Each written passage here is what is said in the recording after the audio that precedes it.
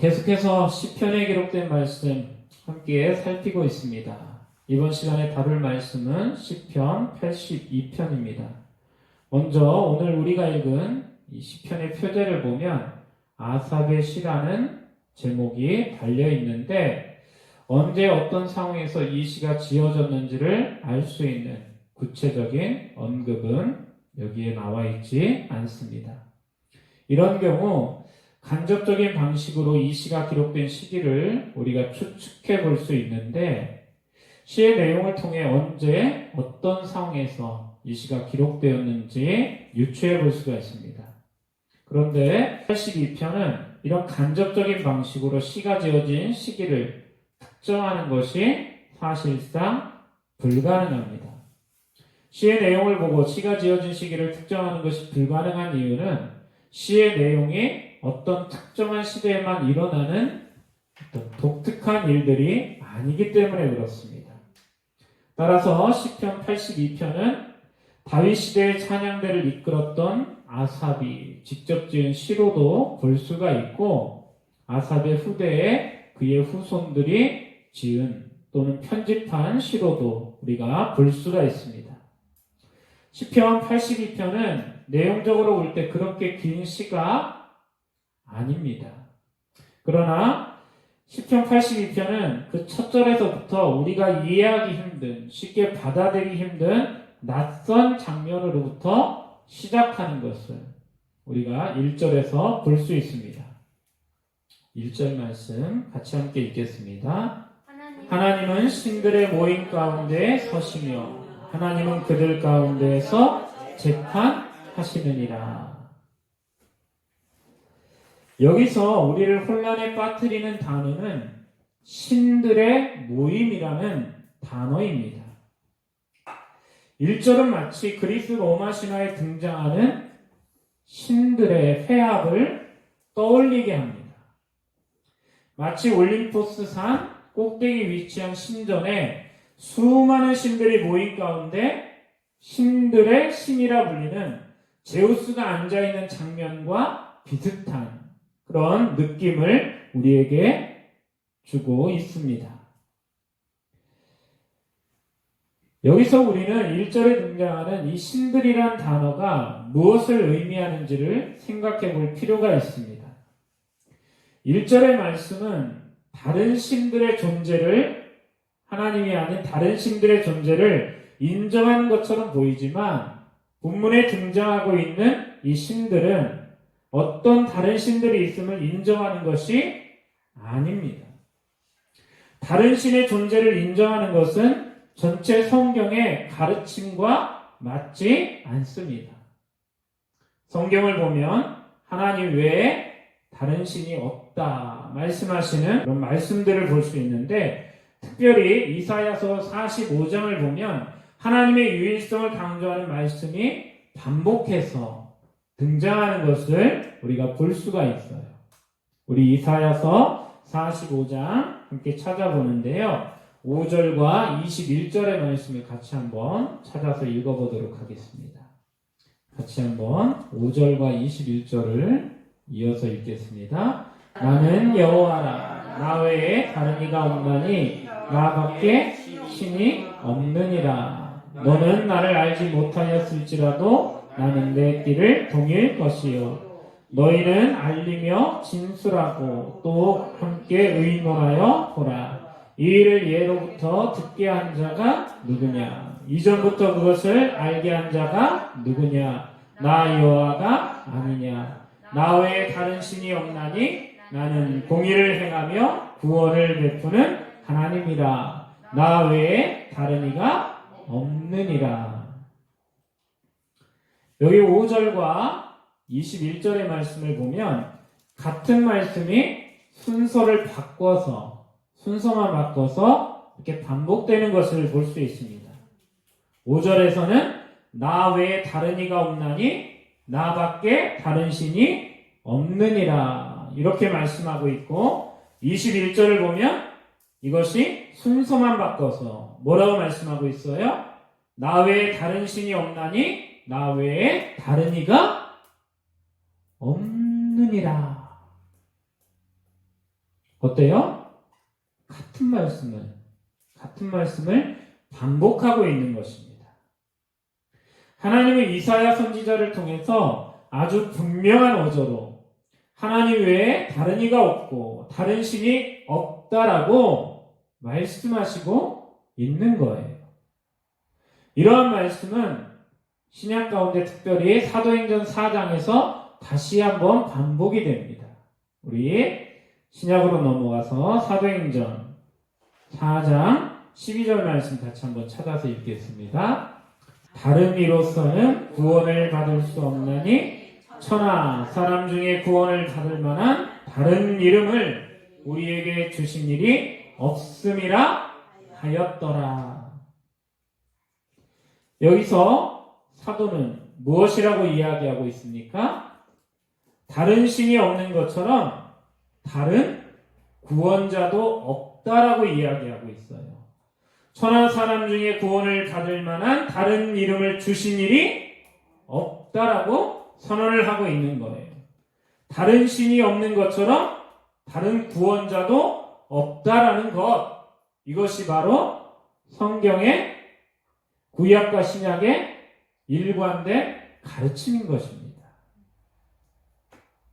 우리에게는 오직 한 분 하나님과 유일한 구원자이신 예수 그리스도만이 있을 뿐이다 라는 것이죠.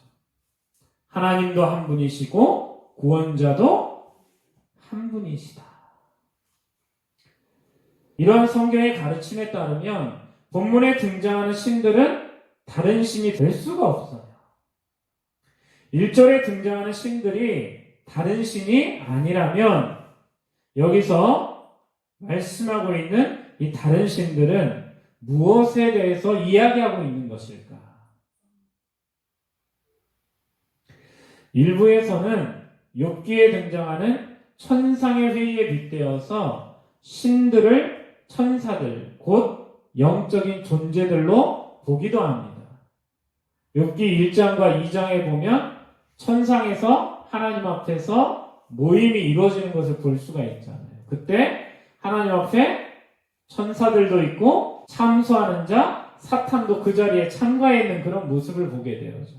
그러니까 여기 신들의 모임을 그러한 말씀에 비춰볼 때 영적인 존재들, 천사들이나 사단과 같은 그런 영적인 존재들 가운데 하나님께서 서셔서 그들을 심판하시는 것으로 보기도 한다라는 것이죠. 그런데 이러한 견해 역시 본문의 문맥에 비춰볼 때는 바람직한 것이라고 이야기할 수가 없습니다. 이 말씀에 대한 가장 좋은 해석은 요한복음 10장 34절로 36절에 기록되어 있는 예수님의 말씀을 통해서 우리가 찾아볼 수가 있어요. 우리 요한복음 10장 34절로 36절의 말씀을 같이 함께 찾아보겠습니다. 예수께서 이르시되 너희 율법에 기록된 바 내가 너희를 신이라 하였노라 하지 아니하였느냐. 성경은 폐하지 못하나니 하나님의 말씀을 받은 사람들을 신이라 하였거든. 하물며 아버지께서 거룩하게 하사 세상에 보내신 자가 나는 하나님의 아들이라 하는 것으로 너희가 어찌 신성 모독이라 하느냐. 이 말씀은 예수님이 유대인들과 논쟁을 하는 중에 하신 말씀으로 하나님을 아버지라 부르며 아버지와 나는 하나이라 말씀하실 때 이에 반발하는 유대인들에게 하신 말씀입니다. 유대인들에게 있어서 하나님을 아버지라 부르는 것, 아버지와 나는 하나라 말씀하시는 것은 신성 모독으로 여겨졌어요. 예수님의 말씀은 하나님과 예수님이 같다라는 의미로 예수님이 스스로를 하나님이라 주장하는 것으로 받아들여졌기 때문에 이것은 그들의 입장에서는 심각한 신성 모독으로 받아들여졌던 거예요. 유대인들은 예수님의 발언을 신성 모독이라고 여기면서 반발을 했는데 이 반발하는 유대인들에게 예수님은 바로 시편 82편에 기록된 말씀을 인용해서 말씀하고 계시는 거예요. 여기서 우리는 예수님이 하신 말씀 가운데 하나님의 말씀을 받은 사람들을 신이라 하였다라는 이 말씀에 주목할 필요가 있습니다. 하나님의 말씀을 받은 사람들을 성경에서는 무엇이라고 불렀다라는 거예요? 신이라 불렀다라는 것인데 시편 82편에 등장하는 이 신들이 바로 하나님의 말씀을 받은 자들이다라는 거예요. 예수님의 말씀에 따르면 시편 82편 1절에 등장하는 이 신들은 하나님의 말씀을 받은 자들을 의미합니다. 본문과 예수님의 말씀에 비춰볼 때 이 신들은 하나님의 말씀을 받은 자들로 하나님을 대리하여 백성을 다스리는 통치자들을 의미하고 있는 거예요. 하나님을 대신해서 말씀을 받아서 통치를 하다 보니까 그들을 뭐라고 부르고 있다라는 거예요? 신적인 존재로, 신들과 같은 존재로 부르고 있다라는 것이죠. 1절을 의역하면 이렇게 의역할 수가 있어요. 하나님은 통치자들의 모임 가운데 서시며 하나님은 통치자들 가운데에서 심판하시느니라. 종교다원주의, 다른 신들을 인정하는 것이 아니라 하나님의 대리자들 가운데 서서 그들을 심판하신다라는 거예요. 여기서 우리는 하나님이 통치자들의 모임 가운데 서 계신다라는 사실에 주목할 필요가 있습니다. 일반적으로 여러분, 통치자는 모임 가운데서 서 있지 않고 앉아 있어요. 모두가 서 있는 가운데 앉아 있을 수 있다라는 것은 사소해 보이지만 그들이 갖는 지위를 보여주는 엄청난 특권인 거예요. 보통 사무실 가운데 이렇게 사람들이 앉아 있다가 자기보다 높은 사람이 오면 어때요? 요즘은 이제 권위주의가 많이 깨져가지고 그냥 앉아서 인사하기도 하지만 예전에는 어땠어요? 자기보다 낮은 사람이 들어오면 그냥 앉아서 계속 일을 하지만 자기보다 높은 사람이 들어오거나 나갈 때는 어때요? 자리에서 일어나야 되는 거예요. 그때 앉아있다라는 것은 그 사람이 그만큼 더 높은 자리에 있다라는 것을 보여주는 하나의 상징과도 같은 거예요. 본문을 보면 하나님이 통치자들의 모임 가운데 앉아있지 않고 서 계셔요. 이것은 매우 특별한 상황이 일어나고 있다라는 것을 암시하고 있는 것입니다. 여러분, 사극을 보면 어전회의가 펼쳐질 때 왕과 신하들의 모습을 잘 보시기 바랍니다. 어전회의가 펼쳐질 때 왕과 신하들의 모습은 어때요? 전혀 달라요. 왕은 높은 단 위에 설치된 어좌에 용상에 앉아있고 신하들은 단 아래서 어때요? 서 있어요. 오직 왕만이 앉을 수 있는 것이고 신하들은 어때요? 왕이 앉아있을 때는 서 있어야 되는 거예요. 근데 왕이 일어나면 반대로 신하들은 어떻게 합니까? 왕이 말하다가 왕이 갑자기 일어날 때가 있어요. 그러면 신하들은 어떻게 해요? 거꾸로 앉아야 돼요. 여러분 영화라든가 이런 거 잘 보세요. 그냥 서 있다가도 왕이 자리에서 벌떡 일어나면 신하들이 무릎을 꿇어요. 왕 앞에서. 같은 자세를 잊지 않고 다른 자세를 취해요. 다른 자세를. 그런데 하나님께서 서 계셔요. 왜? 뭔가 특별한 상황이 일어났기 때문에. 사도행전에도 보면 스데반 집사가 유대인들이 던진 돌에 맞아 죽을 때 하늘 보자 높은 곳에 앉아 계시던 예수님이 그 자리에서 일어나 서시는 것을 스데반 집사가 보게 되었어요. 보좌에 앉아 계시던 이가 자리에서 일어나는 거예요. 본문에서 하나님이 통치자들 가운데 서 계신 것은 그들을 심판하시기 위해서, 그들을 꾸짖으시기 위해서 일어서시는 거예요. 여기서 우리는 이 통치자들이 왜 심판을 받게 되는지를 볼 수 있어야 합니다. 하나님께서는 이 통치자들을 신들이라 부를 정도로 마치 신과 같은 존재로 높은 지위로 올리셨습니다. 그런데 하나님께서 그들을 높이신 것은, 그들을 높은 자리로 올리신 것은 제 멋대로 살라고, 제 마음대로 살라고 높이신 것이 아니었습니다. 하나님께서 그들을 백성 가운데 신과 같은 존재들로 높이신 것은 하나님의 대리자가 되어서 하나님의 도움의 손길이 필요한 자들을 돌보라고 높이신 거예요. 하나님께서 통치자들 가운데 서서 그들을 심판하시는 것은 그들이 이러한 임무를 저버렸기 때문에 심판하시는 거예요. 자, 우리 본문으로 돌아와서 2절과 4절 같이 함께 읽겠습니다. 너희가 불공평한 판단을 하여 악의 맛보기를 언제까지 하려느냐. 가난한 자와 고아를 위하여 판단하며 곤란한 자와 빈궁한 자에게 공의를 베풀지며 가난한 자와 궁핍한 자를 구원하여 악인들의 손에서 건질지니라 하시는 도다. 그래서 우리는 두 가지를 확인할 수 있는데, 하나님께서 통치자들을 세우신 목적이 무엇인지, 그리고 그들이 심판을 받게 되는 이유가 무엇인지를 여기서 확인할 수 있어요. 3절과 4절은 하나님이 통치자들을 신과 같이 높은 자리로 올리신 이유가 무엇인지를 보여줍니다. 그 목적은 뭐예요? 무엇을 하라고?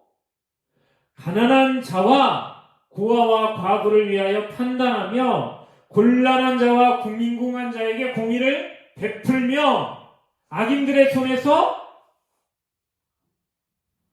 그들을 구원하라고, 그들에게 힘을 주신 거예요. 권세를 주신 거예요. 그런데 이 통치자들을 보니까 그들은 어때요? 이 임무를 잘 감당하고 있습니까?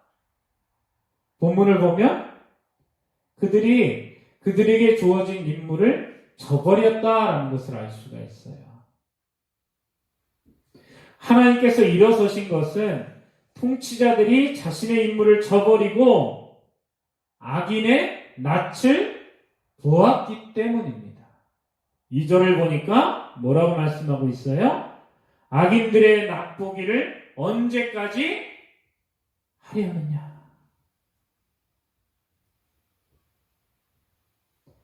여기서 낯을 보았다라는 말은 다른 뜻이 아닙니다.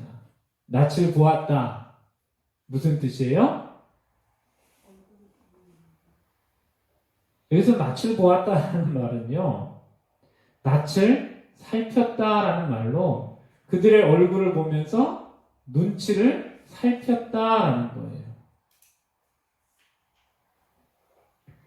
그들을 높은 자리로 올리신 이유는 뭐라고요? 힘이 없는 자들, 연약한 자들, 가난한 자들, 빈궁한 자들을 악인들의 손에서 건지라고 그들을 그 자리에 앉히신 건데, 해야 될 일은 하지 않고 도리어 누구의 눈치만 보고 있는 거예요? 그 악한 자들의 낯만 살피고 있는 거예요. 눈치만 보고 있는 거예요. 통치자들이 이렇게 자신에게 주어진 임무를 저버릴 때 세상은 어떻게 될 수밖에 없습니까? 세상은 혼란에 빠지고 큰 위기에 처할 수밖에 없어요. 우리 5절의 말씀 같이 한번 읽겠습니다. 그들은 알지도 못하고 깨닫지도 못하여 흑암 중에 왕래하니 땅의 모든 터가 흔들리도다. 무엇이 흔들리고 있다고 이야기하고 있어요? 땅의 모든 터가 흔들리고 있다. 이렇게 이야기하고 있어요.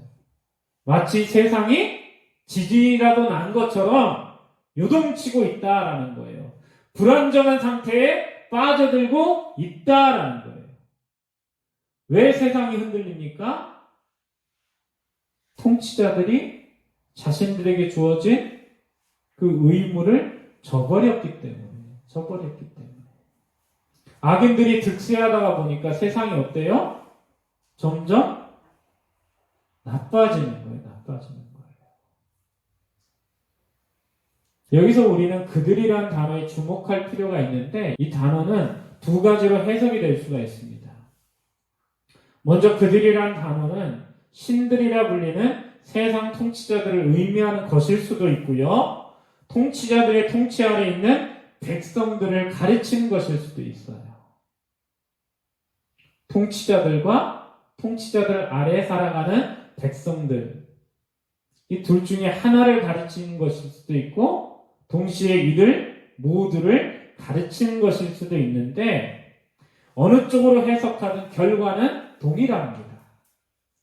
신들이라 불리는 통치자들이 하나님의 뜻에 무지하게 되어질 때 백성들 역시 하나님으로부터 멀어질 수밖에 없는 거예요. 아니, 윗물이 더러운데 아랫물이 맑을 수 있어요, 없어요? 맑을 수 없는 거예요. 왕들이 우상을 섬기는데 백성들이 하나님을 신실하게 섬길 수 있습니까, 없습니까? 이스라엘 역사를 보세요. 유다의 역사를 보세요. 통치자가 엉뚱한 일로 가게 되어지면 백성들도 함께 길을 잃을 수밖에 없게 되어지는 거예요. 여기서 우리는 바울 사도가 위에 있는 자들을 위하여, 특별히 높은 지위에 있는 자들을 위하여 기도하라 명령한 이유가 무엇인지를 찾을 수가 있습니다. 우리 디모데전서 2장 1절에서 2절 말씀 같이 함께 찾아서 읽겠습니다. 그러므로 내가 첫째로 권하노니 모든 사람을 위하여 간구와 기도와 도구와 감사를 하되 임금들과 높은 지위에 있는 모든 사람을 위하여 하라. 이는 우리가 모든 경건과 단정함으로 고요하고 평안한 생활을 하려 합니다. 디모데에게 보낸 편지에서 바울 사도는 기도하라 명령하고 있어요.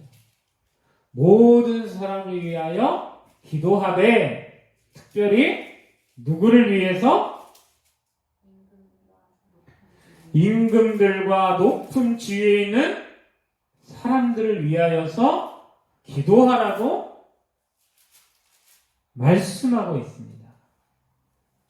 왜 바울 사도가 이런 명령을 디모데에게 했을까요? 바울 사도가 선교 이렇게 하다가 보니까 권력자들하고 친하면 훨씬 더 유리하니까 이런 이야기를 한 겁니까? 그렇지 않습니다. 로마서 13장 1절에 보면 각 사람은 위에 있는 권세들에게 복종하라. 권세는 하나님으로부터 나지 않으니 없나니 모든 권세는 다 하나님께서 정하신 바라. 권세는 누구로부터 오기 때문에? 하나님으로부터 오기 때문에 그 권세를 받은 자들을 위하여서 기도하라라는 거예요. 그들이 하나님이 주신 권세를 바로 사용하지 않을 때 세상이 큰 혼란에 빠지게 되어지고 결과적으로 성도들의 삶 역시 어때요? 평안으로부터 멀어질 것이기 때문에 그 권세를 잡은 자들을 위하여서 왕들을 위하여서 기도하라고 사도 바울이 권면하고 있는 거예요. 어떤 지도자가 정권을 잡느냐에 따라서 정책이 달라지고 그 정책의 영향 아래 살아가는 사람들의 삶이 달라지기 때문에 하나님이 주신 권세를 악하게 사용하는 자들은 하나님의 심판을 피할 수가 없습니다. 가난한 자와 고아, 곤란한 자와 빈궁한 자들을 위해서 주어진 권세를 사용하지 않고 악인의 낯빛만 살피는 자들에게는요, 하나님께서 심판의 메시지를 그들에게 주시는 거예요. 우리 6절과 7절의 말씀 같이 함께 읽겠습니다. 내가 말하기를 너희는 신들이며 다 지존자의 아들이라 하였으나 그러나 너희는 사람처럼 죽으며 고간에 하나같이 넘어지리로다. 이 말씀이 의미하는 것은 다른 것이 아닙니다. 그들의 최후가 그들이 기대했던 것과는 다를 것임을 여기서 이야기하고 계시는 거예요. 그들의 최후가 평범한 사람들과 다를 바가 없다라는 것이죠. 없다. 어떤 학자는 이 말씀이 아담과 하와에게 내려졌던 심판과 같은 것이라고 이야기하기도 합니다. 창세기에 보면 아담과 하와가 뱀에게 속아서 타락하게 되어질 때 하나님으로부터 벌을 받게 되어지잖아요. 선악과를 먹으면 너희가 무엇과 같이 될 것이다? 하나님과 같이 될 것이다. 이 말에 속아가지고 아담과 하와가 선악과를 따먹고 하나님 앞에서 심판을 받게 되어지잖아요. 사실 이 사건은 희대의 사기 사건입니다. 인류 역사에서 가장 큰 사기 사건이에요. 왜? 하나님의 형상으로 창조가 되었다라는 말은 이미 그들이 어떤 존재다라는 거예요? 하나님과 같은 존재들이었다라는 거예요. 그만큼 하나님께서 인간을 높이셨다라는 거예요. 세상 가운데 하나님을 대리하는 자들로, 세상을 통치하는 자들로 하나님께서 세우셨다라는 거예요. 근데 뱀이 와서 뭐라고 얘기해요? 하나님과 완전히 같아져야 된다라는 거예요. 저것마저 너희가 취하게 되어지면 너희가 하나님과 같아질 것이다.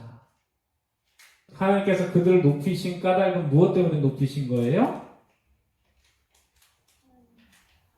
그들에게 주어진 의무를 다하라고, 하나님을 대리해서 세상을 아름답게 다스리라고 그들을 높여주신 거예요. 그런데 아담과 하와는 그것보다 무엇에 더 관심을 더 가졌어요? 주어진 임무보다, 하나님이 그들에게 주신 그 임무보다 하나님과 같아지려고 하는, 근데 자신의 의무를 저버리고 하나님을 향해서 배역한 아담과 하와에게 주어진 것이 무엇이었습니까? 영생을 빼앗기고 그들이 어떻게 되어져요? 죽게 되어지잖아요. 죽게 되어지잖아요. 같은 것이다라는 거예요. 영광은 빼앗기고 보통의 사람들과 똑같은 그런 비참한 죽음을 맞이하게 될 것이다라는 거예요.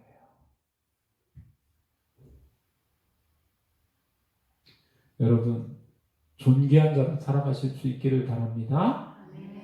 존귀한 자로 사시고 존귀한 죽음을 맞이하실 수 있기를 바랍니다. 말씀을 맺도록 하겠습니다. 시편 82편은 모든 권세의 근원이 누구로부터 나오는가를 우리에게 보여주고 있습니다. 하나님은 모든 권세의 근원이십니다. 하나님께서 신들 가운데 서서 그들을 심판하신다라는 사실은 모든 권세가 하나님으로부터 나오고 있다라는 것을 보여주고 있는 거예요. 모든 권세가 하나님으로부터 나오기에 우리는 바울 사도의 가르침대로 권세 잡은 자들을 위해서 기도할 필요가 있는 거예요. 여러분, 새로운 지도자를 세우는 그 일을 위해서도 기도하실 수 있기를 바랍니다. 하나님은 세상 통치자들에게 권세를 주실 뿐만 아니라 그들 가운데 서서 심판하시는 하나님이십니다. 큰 지위와 권세를 받은 자들이 잊지 말아야 될 것이 바로 이 사실입니다.